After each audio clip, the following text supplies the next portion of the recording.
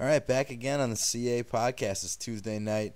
I know in the past I had done the podcast on Wednesdays last year, and it gave me a chance to review the waivers from the night before. This year it's going to have to be on Tuesdays. I've got class on Wednesday, so it's kind of a scheduling issue, but no problem. I mean, really the meat of it is the power rankings and kind of the review and preview and all that. So no problem there at all. So it was a good first week. I mean, it was definitely some close matchups. I know, especially with the doubleheader on Monday night, things got a little tense for Kraus specifically. But we will take a look at each team and get into the power rankings. So starting at the back end, I think that he knew that this was coming. Ben Boris. Ben went 0 for 2 in the weekend, scored the lowest points in the league. He actually ended up playing the two teams that scored the highest points in the league. Not that it would have mattered, but yeah, Ben. So Ben put up a paltry 70.06 points on the week. Looking at his team, I mean, he was just absolutely god-awful. He got smacked around by his brother and by Oaks by the tune of 49-point margins for both. Peyton Manning did have a really good game for Ben, which, should give him some hope. Obviously there was a little bit of concern there whether or not Peyton was going to be the same this year. That's a good thing for Ben, but D'Angelo Williams really was just worse than, like, a preteen abortion. It was terrible. -1 yard is just unforgivable. Titus Young might as well have just stayed home. Andy Dalton kind of looked like he messed his pants on national television, totally blew that game. It's a good thing Ben benched Trent Richardson, because the last time I checked, we don't award fantasy points for running backs who average like 0.8 yards a carry or whatever Richardson did. So it was a terrible week for Ben. He better hope that maybe it was just a blip and things will get back on track next week. I mean, McCoy did have a decent week. He still got Roddy White. So I don't know. Jermichael Finley scored a touchdown. I was wrong about what a terrible draft pick that was. So I don't know. Maybe Ben's got some hope. But for now, last in the power rankings. Next team, Bootsy. Bootsy got 25 points from RG3 and 54 points from the rest of his roster. Victor Cruz, Vincent Jackson, Fred Davis were all absolutely terrible. Fred Jackson got hurt, which is not good. It didn't help that Pierre Garçon scored almost 17 points on Bootsy's bench. Bootsy's team has some upside in Stafford and Dwayne Bowe. I don't think either one of those guys really played their best game, and so they obviously have better things ahead of him. But Bootsy really needs to prove it first before he moves up in the power rankings, as this week he was 0-2. He scored the second lowest point total in the league, behind Ben. So 10th in the power rankings, Plotzker. Plotzker was 1-1 on the weekend, so I feel like I should point that out. He did have a victory over Deutsch. But, Plotzker's team, really, they played to the absolute tippy-top best of their potential this week.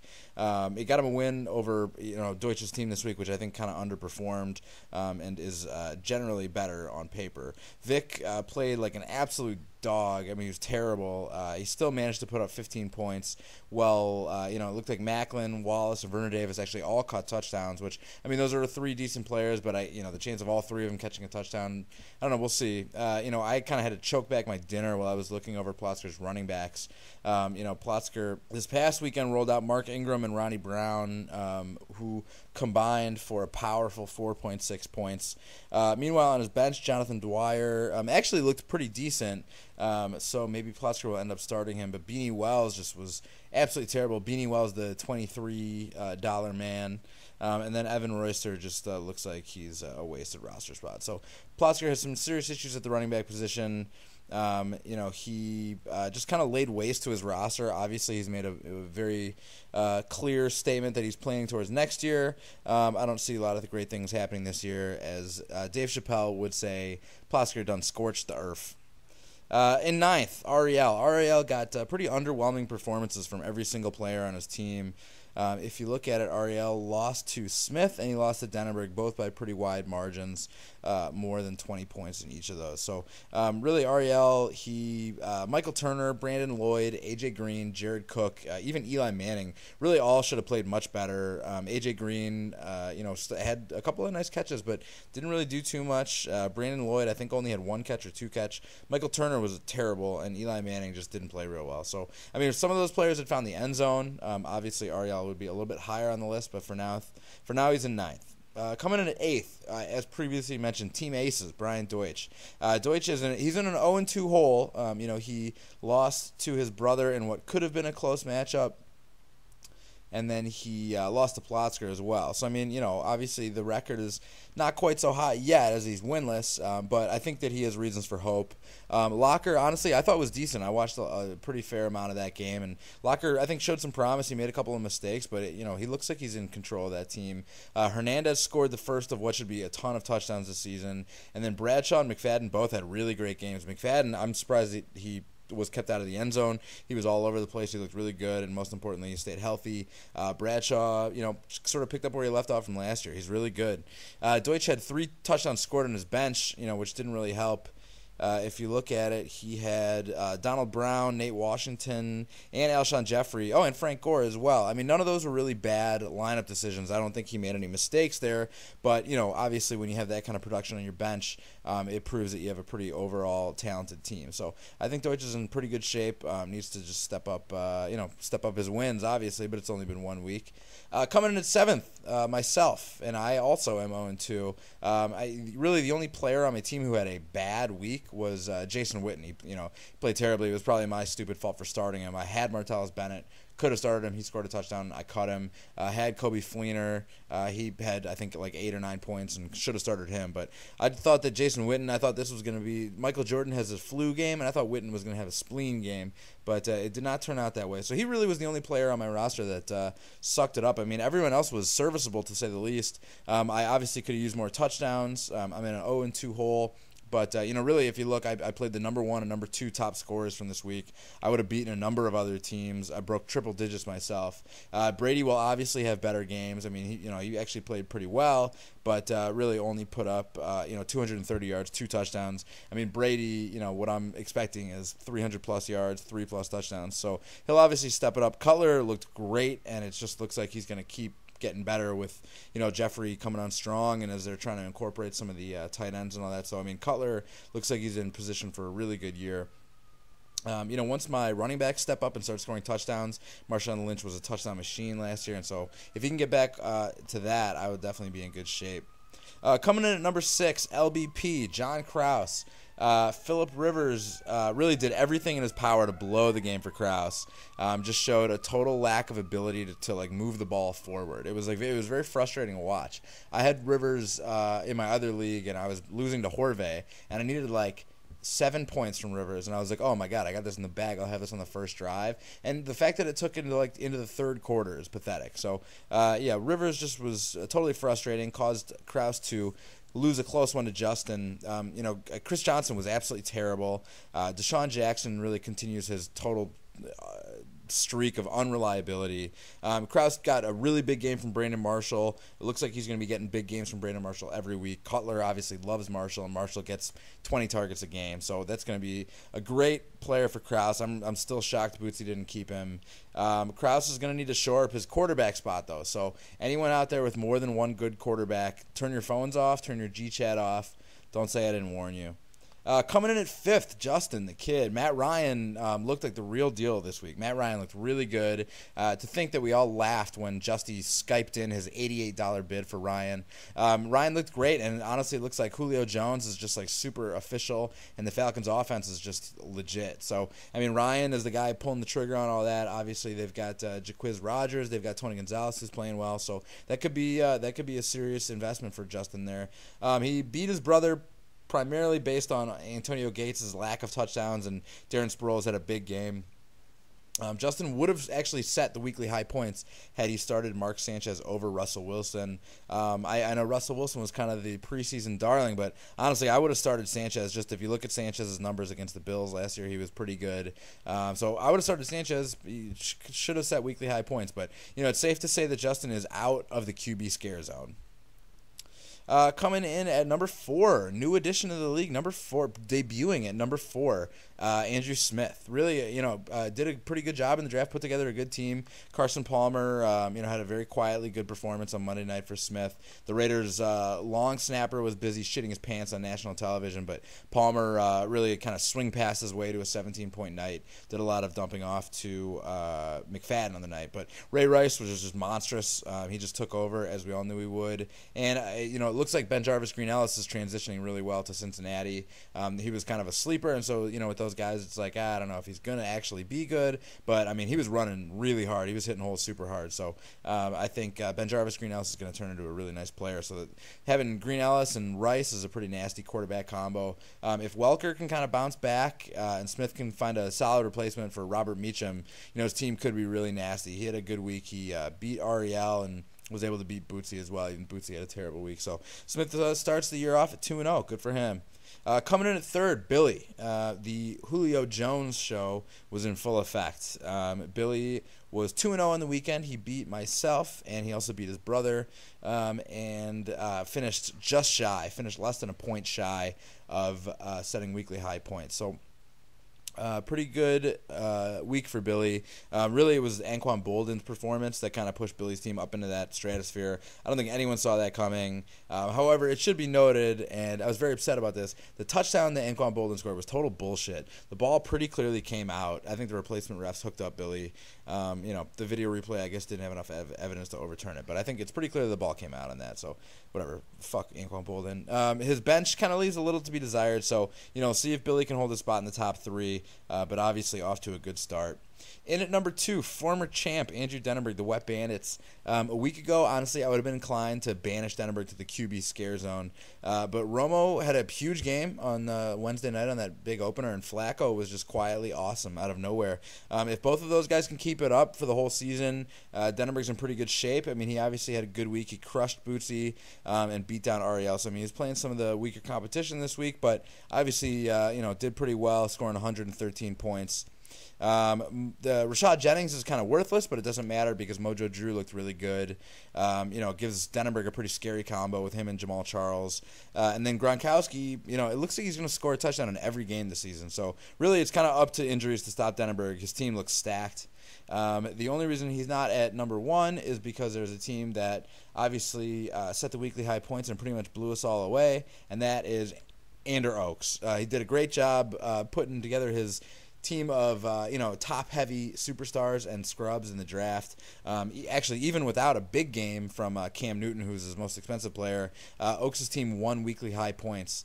2 touchdowns each from AP and Foster, both of which had injury problems coming into the game. Peterson obviously had a big-time injury issue with his knee and looked great, and obviously looks like he's sort of back to speed.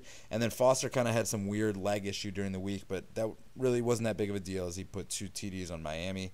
And actually, Oaks got a kind of a quietly good game from Aaron Rodgers, despite the fact that the gay Packers got crushed by the Niners. Rodgers still beat 300 yards, still put up 2 TDs through a 2-point interception, or 2-point conversion, and also had some rush yards. So over 20 points for Aaron Rodgers. Oaks is, really what set this week apart for him was kind of fluke touchdowns to Sidney Rice and Mike Williams. If I were Oaks, I would not get too comfortable with that, but obviously he did a good job starting those guys. It would have been a shame. Too bad he didn't start Brandon Weeden. He of the negative .78 points. So that's the power rankings. Oaks obviously looking pretty solid.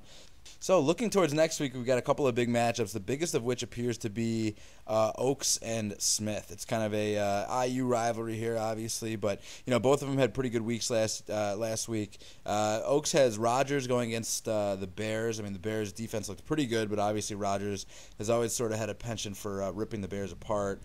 Meanwhile, Smith has Carson Palmer going against Miami. Matt Schaub actually didn't really do that much against Miami. Really, it was more of a kind of a running game beatdown. So it could be interesting, especially with a running back like Darren McFadden. I don't know, Carson Palmer might not really put up the points.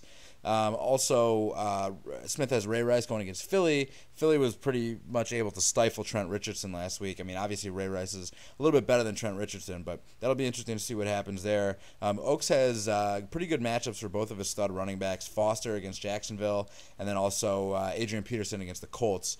Forte and Bush were able to rip up the Colts a little bit. So that's pretty good for him. Smith will have Calvin Johnson on Sunday Night Football, so that might be what it comes down to. I don't think pedigree is going to be that much of a factor, but look for Cam Newton to have a kind of a bounce-back week. Also on the docket for this weekend, we have Billy versus Denenberg, which is a matchup of some teams that obviously were pretty successful this past weekend. Denenberg is going to have Tony Romo going against the Seattle Seahawks, which is a pretty good matchup. The Seahawks, now that I say that out loud, the Seahawks secondary is pretty nasty. So we'll see. I don't know if Romo can keep it up. It could be interesting. Drew Brees is playing Carolina, who did a pretty good job of shutting down Josh Freeman. I know there was a relatively low-scoring game last week. Meanwhile, it looks like Billy is not going to have much of a choice but to start Isaac Redmond again.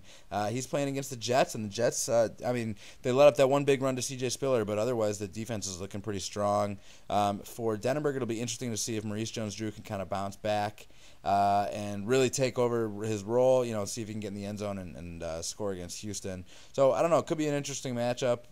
It looks like Gronkowski's going to have a big game against Arizona. I mean, the Patriots are at home, and obviously Arizona's defense is not what it once was. So that'll be a huge advantage for Denenberg there. I would say I'd be pretty surprised if Billy was able to do this one, but it's sort of up to what Drew Brees can do, up to what Steven Jackson can do.